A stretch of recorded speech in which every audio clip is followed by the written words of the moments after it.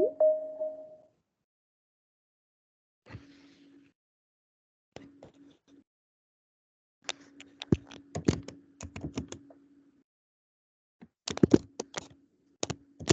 think it's 7:32. I think we'll get started. So tēnā koutou, I just want to welcome you all on here, and just please do note that we are recording this webinar tonight.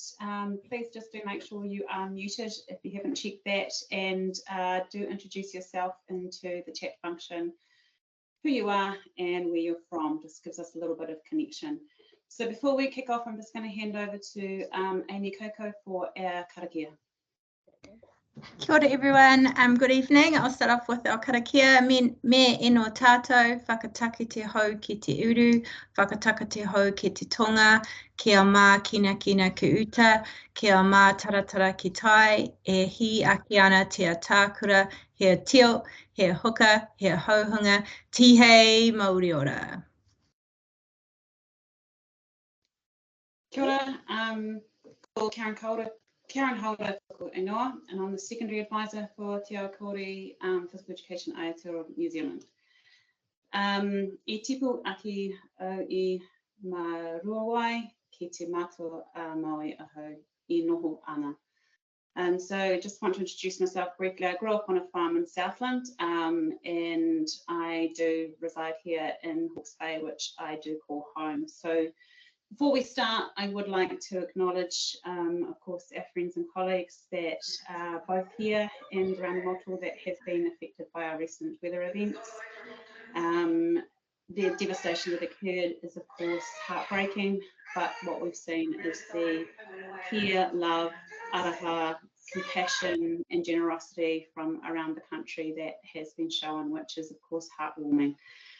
So I know there are some that are local that are in this webinar, but I know there are others that aren't attending tonight that maybe would have. So just want to acknowledge that before we kick off. So tonight's webinar is the first in a series of webinars that we are doing around Mātauranga Māori and part of our Whakamanawa Thursdays. So all designed to inspire you and also help with the learnings that we are working towards, and particularly in Mātauranga Māori. So I'm delighted tonight to have with us Mihi Tibble, who I will introduce you to in a moment. And I also have along with me supporting tonight Amy Coco, who is a fantastic board member who supports us extraordinarily, and I also have with me Melissa Marks, who is our amazing primary advisor. So we have a great team and we have a great board who are all working pretty cooperatively at the moment. So I'm just going to pass over to Amy and Melissa just to briefly introduce themselves before we introduce Mihi. Who would like to go first? Melissa. Kia ora koutou. Ko Melissa tōku ingoa. I'm living way down in Dunedin. We've enjoyed a beautiful summer, and which has been really lovely. And I know it hasn't been the same up north. Our thoughts are with everybody that is impacted by the recent weather events. Really looking forward to tonight. Thank you very much. Kia ora everyone, ko Amy tōku ingoa, ko Kirikiriroa aho. Really pumped for this evening. Kind of stalked Mihi on Instagram, so it's cool to see this in the flesh, and really looking forward to learning and connecting with everyone tonight. So as I said, with great pleasure that we are kicking off our first webinar in this series with our guest speaker tonight, Mihi Tibble. So if any of you have seen Tui Stationery, she has the founder of those great products.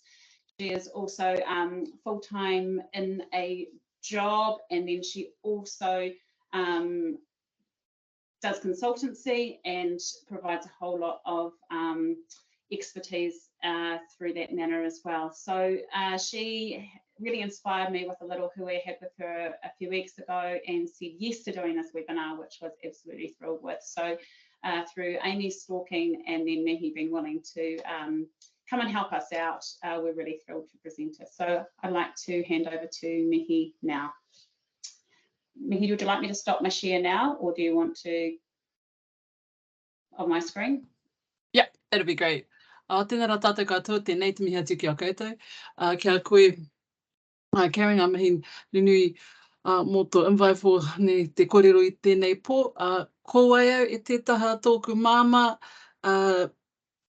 Aotearoa, me Ngāti Awa e tētaha tōku pāpa no te whanapinui me Ngāti Parau, and I tika tō kōrero just to, you know, ka nui te aroha ki a koutou, those who have been affected by the cyclone and the floods across the motu, especially the Taitoke Rau, and Ngāti Kahununu and Ngāti Parau, and so many here in our whānau, especially in West Auckland. So for those who have been able to join us tonight, massive, lovely to have you in the whare, lovely to be invited into the whare. I was just thinking before, never in my mind would I think that I'd ever be invited to speak at a physical education hui. So just having a good old kata, a bit of a laugh to myself on that front. That's not lost on me in a whole lot of different ways. So I'm just going to share my little PowerPoint and go from there. Hopefully I know how to do this. Aroha mai, I am a little bit more used to Zoom, but Paiana, we'll get this. Oh, better get this. Give me a second. Oh, I'm winning already. Just really wanted to also just check, Karen, can we see it? Yes, we can see it. Okay, I'm great. already winning. That's just great Yeah. for me. All right, so hey, this is a real quick introduction to Maramataka. I've been doing Maramataka now for about 8 years and sharing it. So just a little bit about myself. Born and raised in a little place called Tipoke, specifically in the Maketu area, raised by my kuia. I was born a sick kid. So I was told pretty early on I was brought up in Greenland Hospital for the first 9 years of life. And so that's been a big part of my narrative and where I am right now. I was told all the things I couldn't do, which included sports, which included a whole lot of things that if my grandmother had had her way, I would never have done anything. But my mum had been a sports fanatic, so she made me do sports. And I can't say I loved it because she was really competitive. So it's been a massive shift to think about hauora in its entirety and in all its different forms, as opposed to when I was growing up when it was just about winning. So this has been a massive journey for myself too in hauora. So these are my whānau here. I have 4 children. The main reason for having my 4 children was for mokopuna. So I'm really stoked that I have 2 beautiful little mokopuna and another one on the way. Maramataka, I really wanted to be able to ground us in what Maramataka is. So this half-completed little, oops, aroha mai, I'm not too sure why the rest of it's not coming through. But if you could see the fullness of this particular kōrero, what it would say is this. And Karen, can you see the little circle, blue circle on the screen? We can see like a little blue circle with an arrow in it that you're trying to indicate. Yeah. Yep, awesome. So, for example, if the words had come up properly over here, what it would say is tuia ki te rangi, tuia ki te whenua, tuia ki te moana, ka rongo te pō, ka rongo te ao. And what that is a recognition that that which is written in the skies, in the land, and on the sea, actually give us the differentiations between time. And not just time as in night and day and night, but also the time that we might travel, the spaces that we occupy. And within that is also understanding that we have a whakapapa to each other, that we have mātauranga and knowledge that sits within with all of us, and we have that connection. So in the middle of all of that, what Maramataka ultimately is actually a system or a way of being as it relates to hauora. So we're going to talk a little bit about that context in that particular way. Aroha mai, I can't see if you ask questions, but if you've got questions, Paiana, I'll get to them. So I wanted to talk a little bit about Maramataka. And so what is Maramataka? So the first thing Maramataka actually means is marama, being the moon, and taka means to turn. ka pai? So I know we often think about Maramataka as a calendar, or being translated as a calendar, but it's actually in reference to Maramataka being a lunar cycle. And so it's the many phases of a lunar cycle, Maramataka. And within that cycle is, and I'm going to call it Maramataka code, there are a number of codes that sit within it that enable us in this current day and age to really take the learnings of Maramataka and implement them into our daily lives. And so we've done a lot of time doing that as part of Tuhi Stationery. So we're going to talk a little bit about that. But before we get into it, let's have a bit of an exploration of what Maramataka is. So Maramataka is really and we talked about it just in the first slide, as a way of connection. And I think sometimes we have to give ourselves permission, especially when we use the word connection now and we think about Wi-Fi connection, Bluetooth connection. What this talks about is our connection to each other, our whakapapa to each other, and knowing that regardless, we are all connected. So in Te Ao Māori, you know, human beings were the last thing to be created. Kapai? So, and we were created in our pūrākau, or our stories, from the gifts that were given from our atua. So we have a connection to all of those things around us. Maramataka is also something key, and in our observation space. And I think in this space, in your general practice as health practitioners, one of your key tools and skills is observation. Observation and your ability to take insights about what's happening in your body, how your body's responding to the taiao, or inside and outside of itself, how your body is observing and responding to the spaces that you travel, be they happy spaces, unhappy spaces, and especially in the spaces of mental health. Maramataka also natural rhythm, natural living systems. The marama, or the moon, is the only element in te ao that changes every day. So whilst we use Maramataka often, thinking about a monthly calendar, actually, what it does do is differentiate the day to day. And because when you look up, the moon changes. And it's for that reason that we know marama, or hina, is a wahine, because she changes on the daily. That is why we know the moon is a wahine and the sun is he tāne, tamanui te rā. So really, again, just thinking about those relationships. And Maramataka has actually been, there's about 400 across Aotearoa and about 40 to 50 that are quite well recorded. So Maramataka belongs to different areas. Can't have you going around, oh, that's not what we learnt, we heard something else, Mihi said this, oh, you'll get me in trouble. What it really is to say that Maramataka actually acknowledges it's a speciality to that particular area, because it's an expression of the connection that the land, the sea, the people, and the skies have. The other great thing about it is Maramataka is a reclamation of connection. It also, in this modern day and age, helps us understand how we're influenced by those things, a way of being in the world, especially in this really busy world. So it's been an interesting journey, especially for myself. I've undertaken a bit of a life change in the last 8 years of Maramataka. And if we break down Maramataka and its learning as a framework, here's how we can use it. If I push the right button, this is here how we can use it. I'll come back to that one, and I'll come back to that one. Oops. Oh, here we are. Sorry. Jumping all over the place. So Maramataka, what I'm just showing you here really briefly is the 30 phases of the marama. Now, across each of these 30 phases, the beautiful thing about Maramataka, whilst it's global across Aotearoa, each particular marama has 5 key phases, and we're going to talk a little about each of those phases.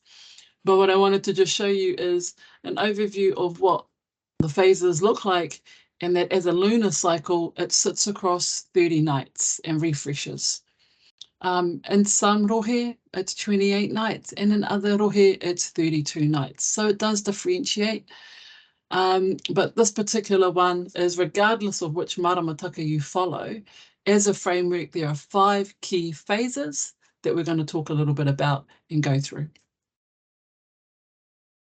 I just really want to share also, we're complex beings, and our environment is as complex and as dynamic as we are. So in the consideration of Te Ao Māori and our tipuna and how they used marama and how they told time, was there were 4 main systems of telling time. So one was tamanui te rā, ka pai, and that was light, to actually decide when light rises and when light falls. The lunar calendar, which we're going to be talking about. The tipuna, especially if they were coastal iwi, had tidal calendars. And then the last one is our stellar calendar. And with all the work that Dr. Rangi Matamua has been doing, we're understanding that more and more. And actually, it's our stars that dictate our Māori months, and not Maramataka in that sense. So there's some beautiful kōrero that is out there. If you do have an opportunity to check out Dr. Rangi Matamua, I was with him today, and Matua Ririata Mākeha, they are 2 beautiful tohunga who talk into the space, and we've got a couple of amazing wahine as well. So in this particular kōrero, we're going to be mainly focusing on Maramataka. Cool. What I'm going to do now is just run through the phases and how you can use them and set them up, and the things you might think about in the spaces as it relates to haura. Now, remembering our tipuna, they didn't have countdown. They couldn't just go get kai out of a can. So Maramataka and the mātauranga, the knowledge that it came with, was actually a matter of survival and well-being. So if we think about Maramataka in that sense, then it becomes a really deliberate framework for actually, if I know my connection, if I understand the way the whenua operates, if I understand the way the waters operate in the skies, if I understand my connection, then there are a couple of things we can do in that space. We can consider our food for sources. We consider our reflections and our meditation and mindfulness practices. We can consider actually what are our physical attributes that we might turn up, especially as it's related to energy. If we have an understanding of those things as it relates to the kōrero of Maramataka, then it enables us to pull those learnings down into our everyday life. But before we do that, I'm just going to jump out of this particular share and come back to our main screen. What we're going to do just quickly is go through the 5 key phases of Maramataka. And so this is a little bit of a exercise, a hand exercise that you can share. Cool. So the first marama that we're going to do is just up here above your head, put both of your hands. This is te rā kaunui. Ka pai? Te rā kaunui. It's a high energy moon. It is also known as the full moon, where everyone goes a little bit cray-cray. So te rā kaunui, up high. Ka pai? Then I'd like you to form a C. And within that C, I would like you to put it at, because I'm the opposite of you, so that makes it even harder. It's like trying to do kapahaka. Oh, if you had a great time at Matatini. I want you to form a C and put it at your 3 o'clock. Ka pai? So the name of this moon, if you think about yourself as a clock, up here was 12 o'clock with te rā kaunui, 3 o'clock. This is the tangaroa phase. Ka pai? Tangaroa phase. So you can get the sense of tangaroa moving. I want you to go to 6 o'clock. If you could see, if I stood up, you could see my hands are down low. 6 o'clock. That particular phase is called whiro, and that particular phase is known as the new moon. Ka pai? Taking your other hand and putting it at 9 o'clock, that phase is called hamatea. So we're just going to run through those again. Te rā kaunui, Hangaroa, Whiro, if you were down low, and Tamatea. Cool. So it's not a test, it's all good, and we'll send that across. Engari, if it was a test, I would have failed because I forgot one. If you put your hand up at the 1 o'clock position, okay, that particular moon phase is called kore kore. Now, what we're going to do is when we think about Maramataka, I have the privilege of hanging out with a whole lot of people who use Maramataka as a hauora model and who also use it as a model to train their whānau as it relates to Iron Māori or any of the spaces that they occupy.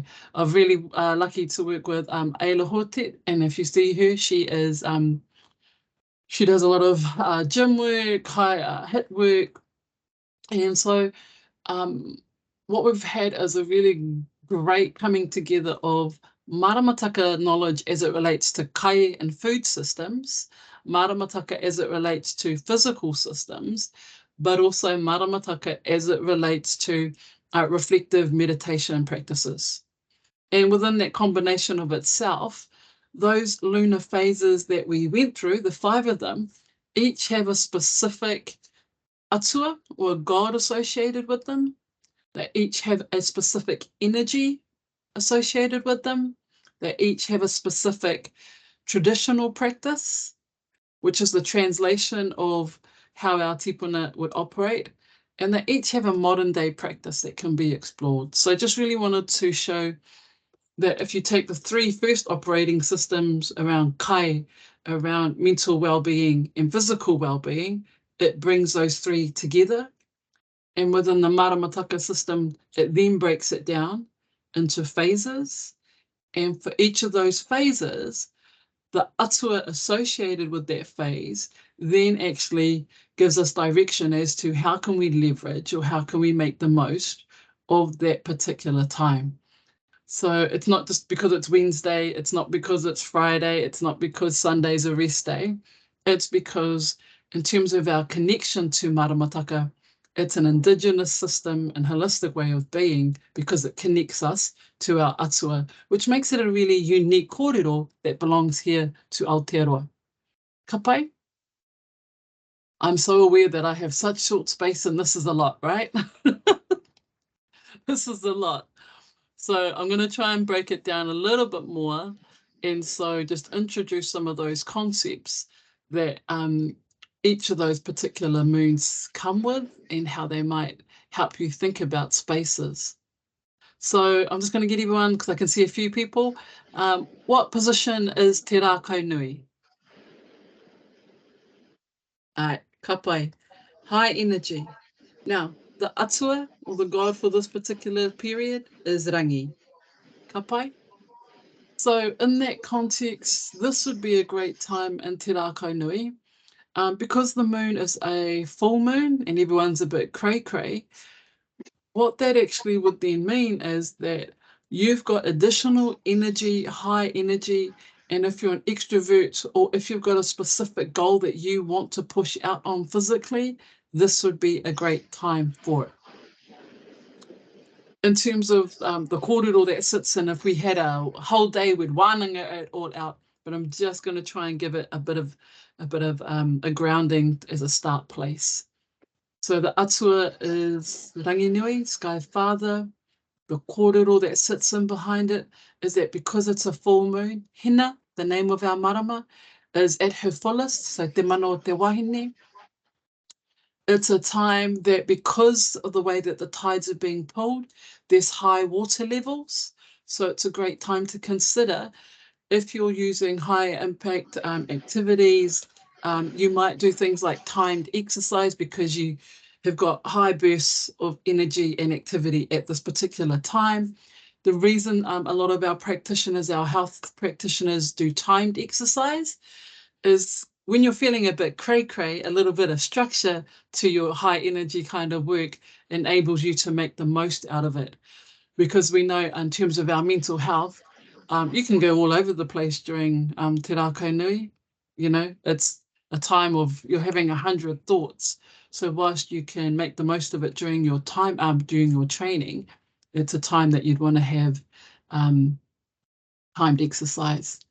It's also another time that if you were wanting to review your water intake, if you were wanting to review any of like in terms of your weight, some of the things that you might do at that particular level is you would think about those things during Te Rākau Nui. So when we talk about marama as a deliberate framework, because it cycles each and every month, there are specific times that would help you think about, oh, that's right, it's Te Rākau Nui coming up, I want to check these things. It's whiro coming up, I want to check these things. So it gives you the opportunity to, instead of anchor to the second Wednesday of each month or something like that, it actually gets you to consider that kapai, I know that's high energy. The kids in my class, they might go a bit cray-cray, bouncing off the walls. Again, it's just a really good mechanism and way of being that it is natural to have high energy. If you're an extrovert, you might find yourself pulling away from this. So that's some of the kōrero that sits in that space. In terms of our haura, if this is new moon, aroha mai, if this is full moon with high energy and you go a little bit all over the place, then the opposite of that at 6 o'clock is whiro. So whiro, the atua of this particular period, it is whiro. And here was the atua of disease, deceit, and illness. So this particular moon is actually a great time to think about, to ground yourself and to stay home. To really, that if it's all that kind of feeling out in the world, what is the core work that you can do that might actually instead be more about your body stretching, about how do you do core work that settles, especially in your puku. It's a time of fasting, because if someone's up to no bloomin' good, it's a great time to sit, rest, and reflect. So this is a particular period that our navigators would use to go in particular directions. So it might be a great time for you to review what is your curriculum, what is your program moving forward as a long-term goal. So whiro's especially used for that. Whiro's also, because he was about disease, one of his superpower tricks that he used in the battles was to do stomach attacks. It's also the reason why our tipuna practice fasting at this time. The other reason for fasting at this time was if you fasted and you let your puku rest, it enabled you to think more strategically. So it's shifting the balance of power, of knowledge, and of strength across your body really well. The phases, the two phases on this side, Tangaroa and Tamatea. Tangaroa is a high energy moon, lasts over a period of 5 days. If you want to, for myself, it's the days where I amp up my swimming. So instead of doing 20 laps, I'll set my program up to do 25 laps. So it gives me a little bit more time, and I've got 5 days of that particular phase to push myself through that. And then the next time I lift up to my next, I'll go into 30, I'm trying to get to 80 again. I'll do that during a tangaroa phase. So tangaroa being atua of water, anything within the water space or anything that might use hydro, anything that's outside and really connecting on your water energy, this is a great time to do that.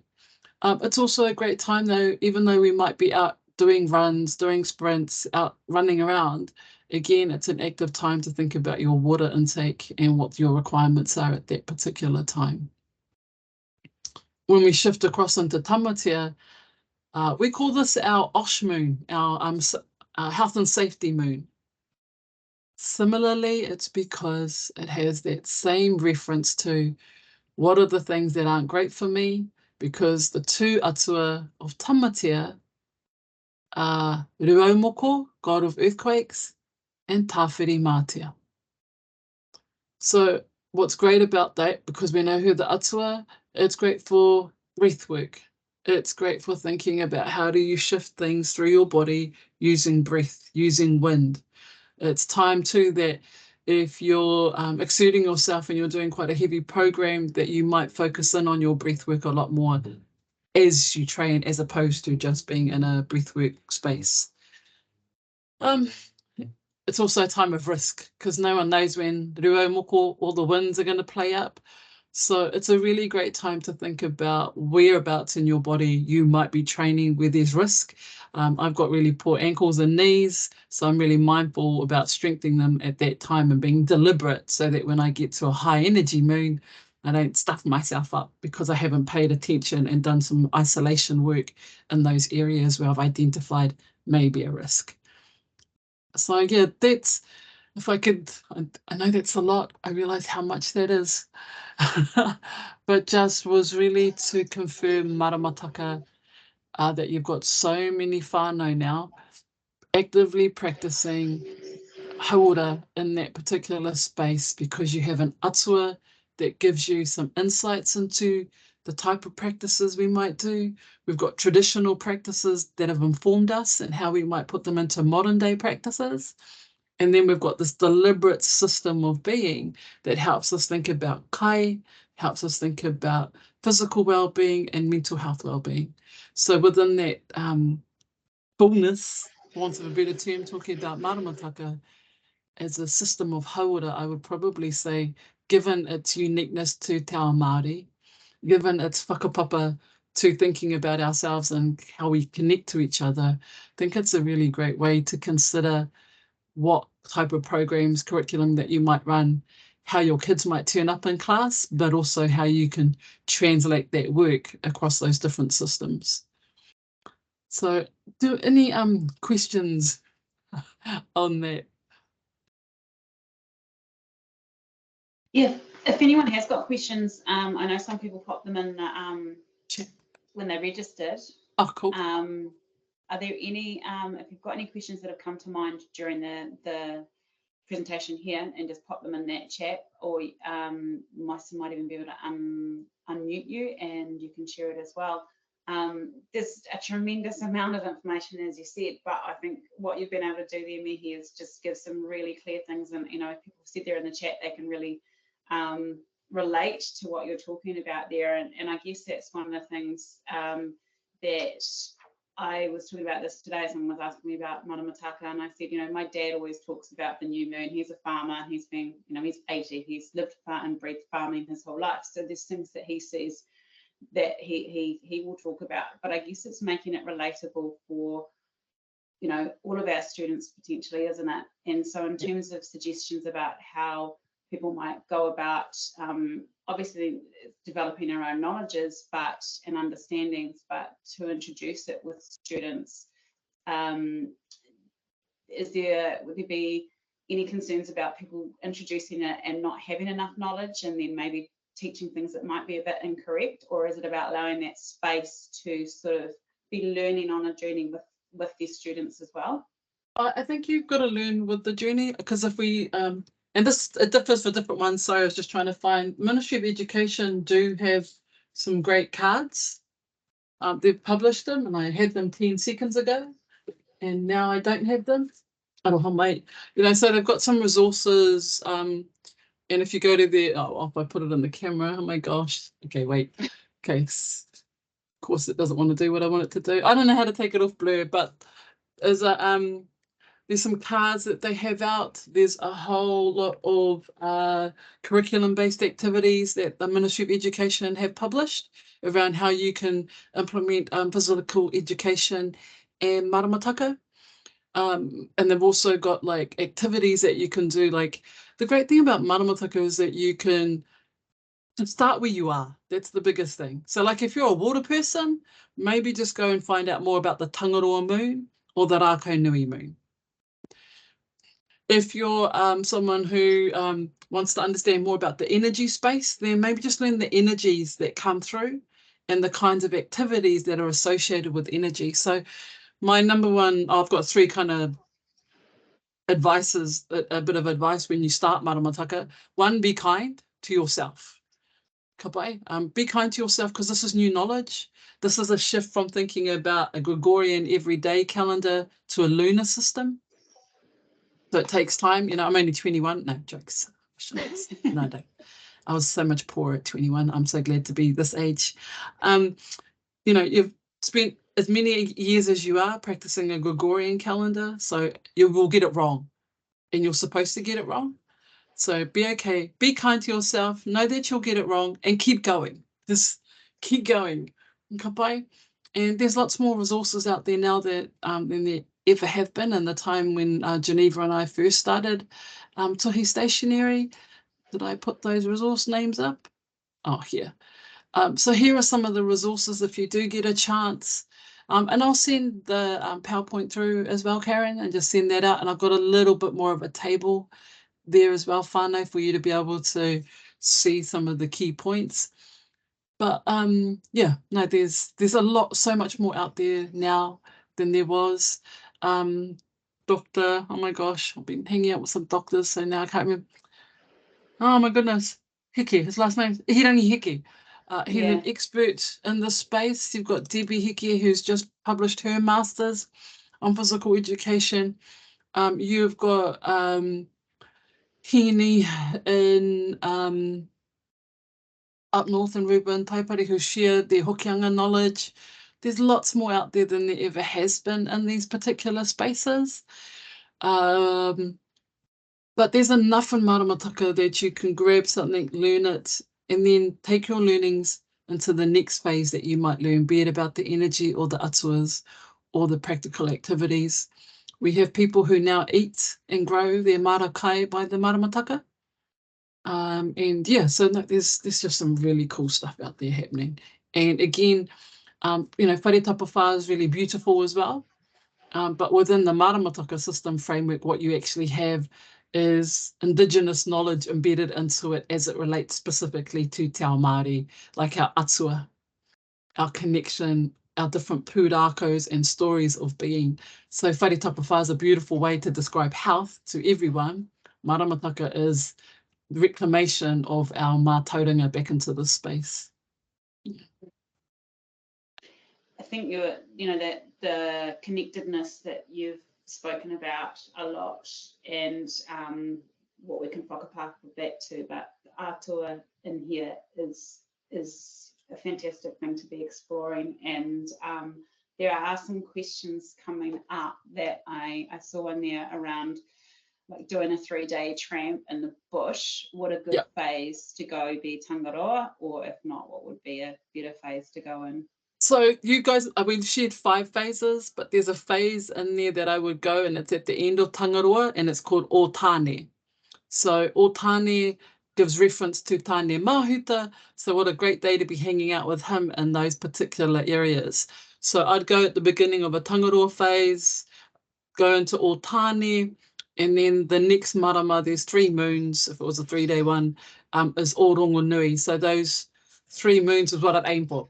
But you know, if you're on a Saturday and a Sunday, or not on the day when you're planning on going, then the opposite of that is understanding what moons you're going in on, and just to be mindful of some of the things that you could approach it. So you'd change your methodology or your approach based on the dates that you have set to go on. If you get to choose a date and it happens to be this, then I'd go in that time. If I wasn't confident in the ngahere, I'd probably go during Te Rākau Nui, because then at least there's a lot more visibility. Because if I go out in the forest during whiro and it's dark and the kids are up to no bloody good, because you know, because you can, I'd be like having a bit of a rethink. And of course, if you're going out with adults or kea koe, that's up to you. So that's how I think about Maramataka. Pop me a question and I can just rattle off the why, the who, and the how, and we can all do that. We can really get to that point. So yeah, that would be when I would go. And you know, I've been going out on hikes, you know, quite a bit lately, and I'm doing my hikes based on Maramataka as well. Yeah, and absolutely, tēnā koe Jamie about menstrual cycle. If you listen to Dr. Ngahuia Murphy as well, in those particular spaces where they talk about ikura and menstrual cycles. So obviously with hina being a wahine, and we all have our phases and our ikura and our menstrual cycles. The other one with that is that hina is said to be one of the sisters of hina te iwa iwa, hine te iwa iwa, who is our atua S in that space as it relates to periods and menstrual cycles.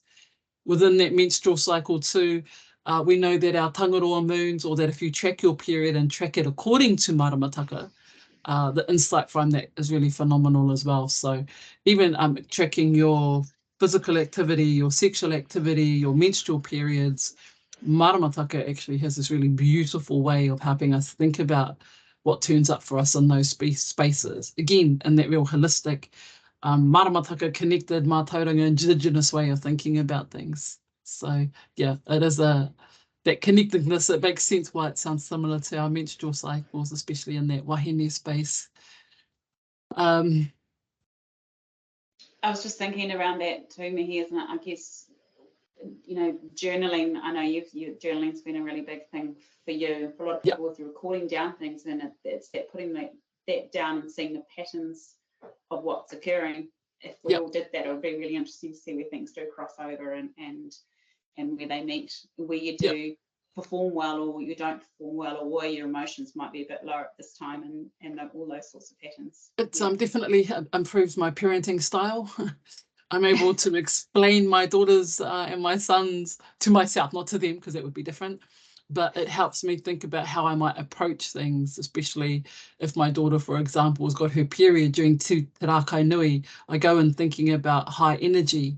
I go in knowing that she's feeling everything because she's quite an extrovert. I go in knowing that because of that high energy, if she's angry, her anger is amplified. If she's low, her low periods are amplified. So it's that mātauranga, or that knowledge, and it makes sense to me because of that connection to our whakapapa as it relates to our atua. So I work quite a lot with schools, especially in some of our kura kaupapa in Aotearoa. We have a number of schools. I know there's a rōpū up north in Hokianga who are doing amazing work. Matua Ririata Mākeha has been working, changing science curriculums and bringing in science into that space. So yeah, no, it's been an exciting time, and some schools have, and I've been working with some schools in my hometown in Te Puke, and I've got a lot more teachers coming to a lot more of our spaces to really understand more how they can take this mātauranga and implement it into their classroom. If it means that, is there another way to really rethink how we interact with our classes, our tamariki, how we think about how we frame things up. So it's been a really massive journey. It's, there's a question in there, or a sort of statement in there, and it's that fact of interested around school calendars often quite set when they take students out, so it doesn't clash with other things. But how can you start to change that mindset in a school? That's quite huge, isn't it? But conversations starting is a starting point, I guess. Yeah. You might find that in little groups, get together, have some little conversations, have a little Maramataka group, or choose one thing and do it then, even if it's the smallest of things. It might be cool. At Whiro, we're going to think about our strategies, or during Tangaroa, we're going to think about actually what are our high energy activities. Great, we know that our kids are moving into reflective practices, so I use Maramataka quite a lot as it relates to more of the habitual reflective practices. We've got an atua S, Hine Collective, who is the atua S of reflection and ritual practices. So I spend a lot of time in that. And then you read James Clear's his Atomic Habits book, and about stacking habits and identity-based habit stacks, that it starts making sense for me, and I can then take that knowledge that sits outside of myself, and Maramataka helps me bring it into myself. So it's been really, I'd say life has definitely been better in the last 8 years.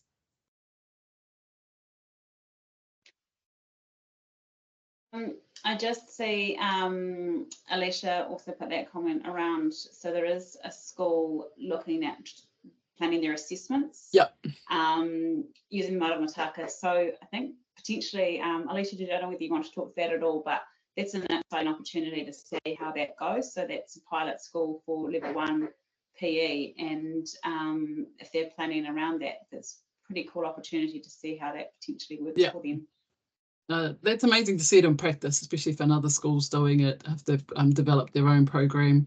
I know a lot of ECEs are using Maramataka too as an assessment program, and some of them are using the atuas, like, cool, what are we assessing during Whiro, or what's the kind of like using the black, is it the 5 hat system? that let me take my whiro hat off and put my tangaroa hat on to really think about what's turning up, or using a whiro assessment tool. Like if you did assessment during whiro, you're assessing against plans, you're assessing against the stuff that's being done. If you're assessing in tangaroa, you're assessing practice and how many runs or how many hits or how many, so there's a number of ways to use it, but it's whakapapa is still thinking about how do you draw that in.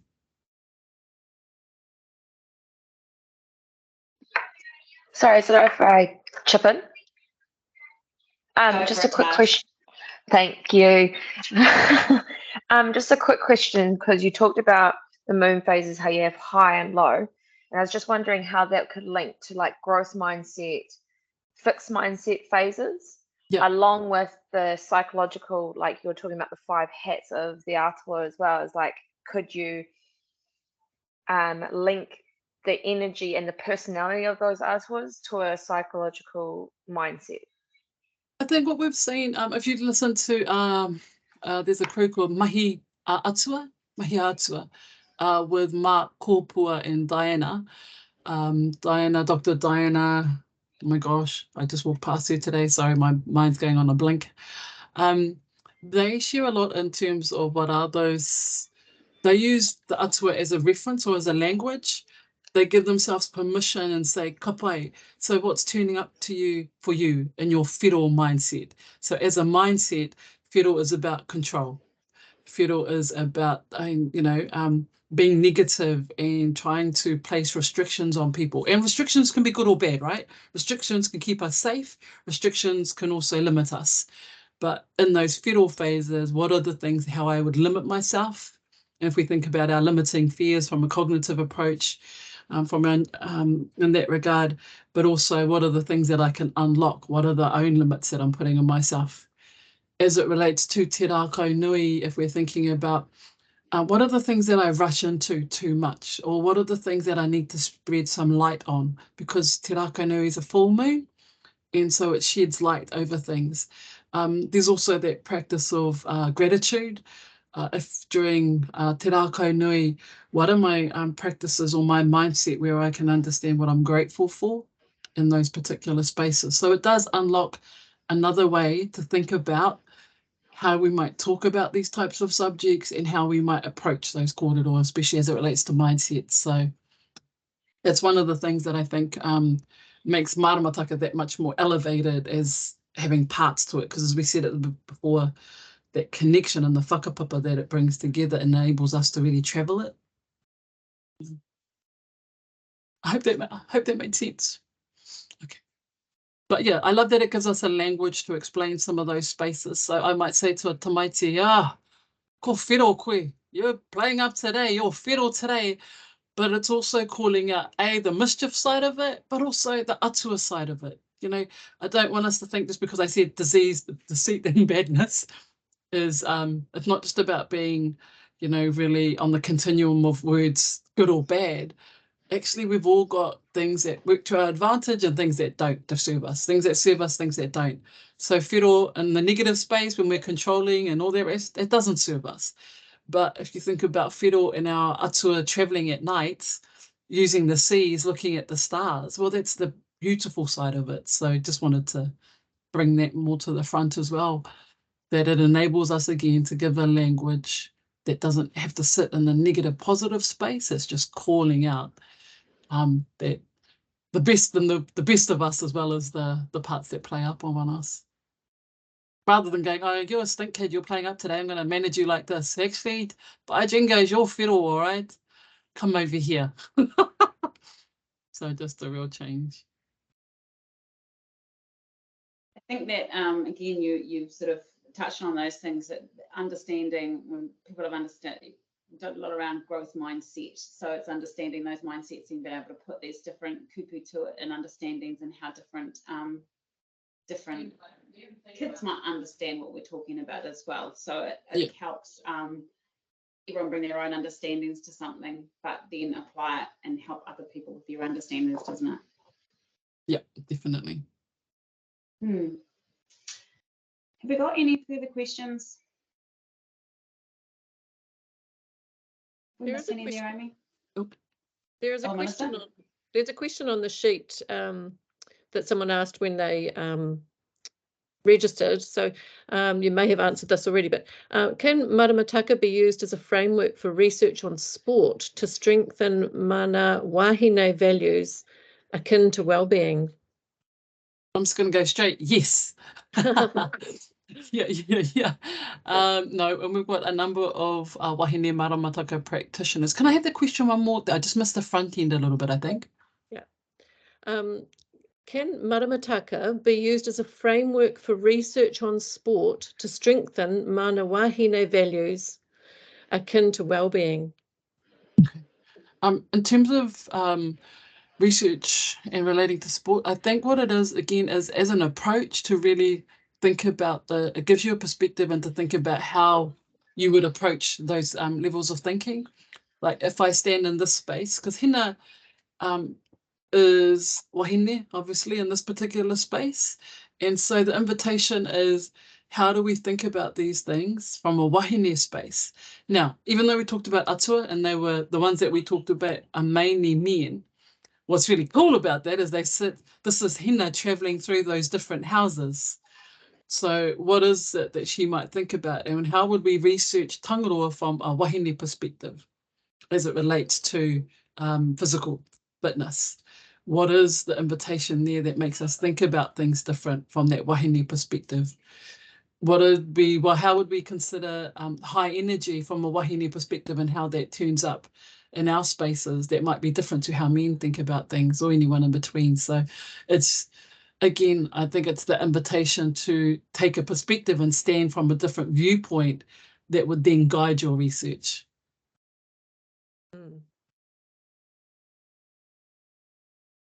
Oh, you're on mute, Karen. Yeah.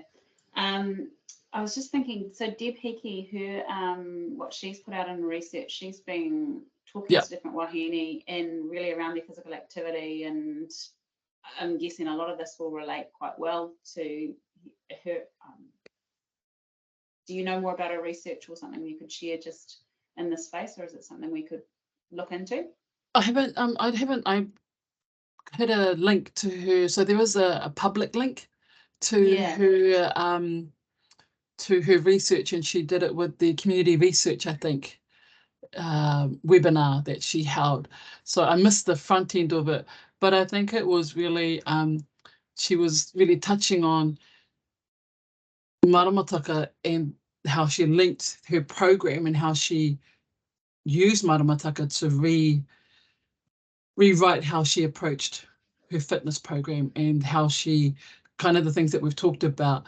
If it's a tangaroa phase, what are the water things that I'm doing? How can I amplify? If I'm in the tamatia, what are those focus areas? So I think she was using it to explain how she approaches fitness and well-being, and then as a result of that, how it lifts the work that you're doing because of that. But yeah, her link, I know it is a free link. I don't think I had to sign in specially, I think. I'm sure I saw a reading a while back that she'd written. I just can see around the ministry resources you were talking about. We'll work between us and find out the links for those resources, and and the same with the resource that you've shared. We'll share that with all the participants, and let you know how to get hold of those things. Yes, not a problem. I think it's cool, Mihi, for people to follow you on Instagram too, because from following you on Instagram, I've learned so much from the little, as you go through the phases of each of the lunar cycle and things like that. And you've been hosting some wānangas as well. Yeah, so if you're in Auckland, I actually, if you check out my Instagram page at the Hine Collective, at the Hine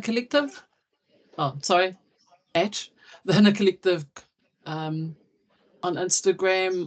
If you're in Auckland, I've got a free wānanga on the March the 8th. If you go to my Instagram page, click on the link in my profile, that'll take you to the registration form. Or you can subscribe and we send it out. I do have one coming up in the middle of March in Hamilton as well. And so those are just some intro programs we can talk about Maramataka, but unless you know how to map it into your actual diary and learn how to do that part, it stays in a book and it stays just thinking about how to implement it. So it was just to show how to use them. And then I just run a whole lot of workshops throughout the year and advertise them on Instagram. Not so great with Facebook. I end up going down a rabbit hole somewhere else. So Instagram's my main space, and then on my website, the hinecollective.com. And yes, used to be well, not used to be, but a co-founder of Tuhi Stationery. Is that slide showing now? Yep. Yes. So that's the website, isn't it? And if you put that into your Instagram, you'll be able to find it on there. Definitely worth following. Oh yeah, Amy's put that link in there. Thank you. Paul, any last partai before we? Can't see anything else coming up. Kroki, I mean, before we finish off with our karakia, just a massive thank you, Mihi, for what you've shared with us. So enlightening. You know, even if it's just about understanding why we might have some cray going on, that's gonna be the term take away with me as well. But like, it's just what we can bring ourselves, but what you've explained tonight in such a short period of time. Thank you for what you've provided for us. Very lucky and very grateful. So thank you. Kia ora.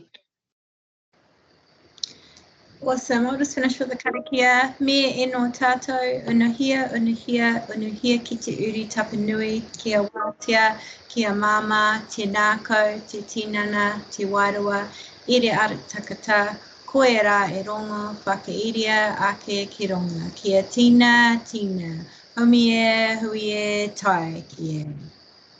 Kia ora.